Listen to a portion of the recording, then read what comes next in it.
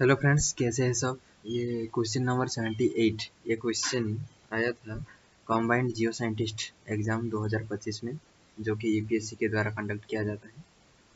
Question number 78, statement 1, the idea of the fundamental duties in the constitution of India is inspired by the constitution of Ireland. ये statement गलत है। ये inspired by the constitution of the then Soviet रूस। Okay, ये Soviet रूस से inspired था। Fundamental duties ये रेकमेंड किया गया था बाय द रिकमेंडेशन ऑफ स्वर्ण सिंह कमेटी। जो फंडामेंटल ड्यूटीज है वो रेकमेंडेड किया गया था स्वर्ण सिंह कमेटी के द्वारा। तो statement two correct, statement two correct, statement one incorrect. Fundamental duties are incorporated by 42nd Constitutional Amendment Act 1976। 42nd Constitutional Amendment Act 1976। ये नया पार्ट ऐड किया गया था फंडामेंटल ड्यूटीज को ऐड करने के लिए। वो पार्ट था IVA। पार्ट IVA इनकॉर्पोरेट किया गया था। इसके अंदर only one article, that is article 51A।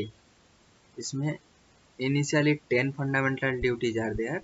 Later in 86th Constitutional Amendment Act, another fundamental duties were added. Okay. The fundamental duties are justiciable through a writ। ये statement incorrect है। ये statement incorrect. Fundamental rights are justiciable through a writ, not fundamental duties. ये incorrect है। The idea of the fundamental duties in the constitution of India is inspired by the constitution of Ireland. ये incorrect है। Ireland से हम DPSP को इन DPSP borrowed किए थे, जो कि पार्ट 4 में है, under article 36 to 51 talks about DPSP, Directive Principle of State Policy. Which of the statement given above is or are correct? Only statement 2 is correct. Okay, ये पूछा गया था कॉम्बाइंड जियो साइंटिस्ट एग्जाम 2025 में।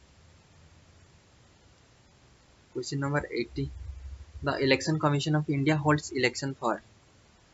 Election commission of India is a constitutional body which comes under part 15 from article 324 to 329, 324 to 329, part 15। ये election commission के बारे में है। इसी article talks about election commission. तो इलेक्शन कमीशन ऑफ इंडिया किस किस इलेक्शन को कंडक्ट करता है? The parliament of India, that is Lok Sabha and Rajya Sabha, state legislature, and for the posts of president and vice president of India। ये option A is correct answer।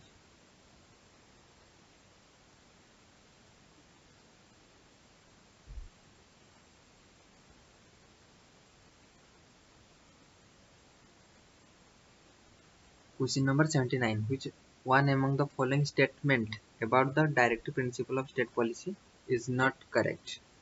It is not enforceable by any court। Yes, ये सही है।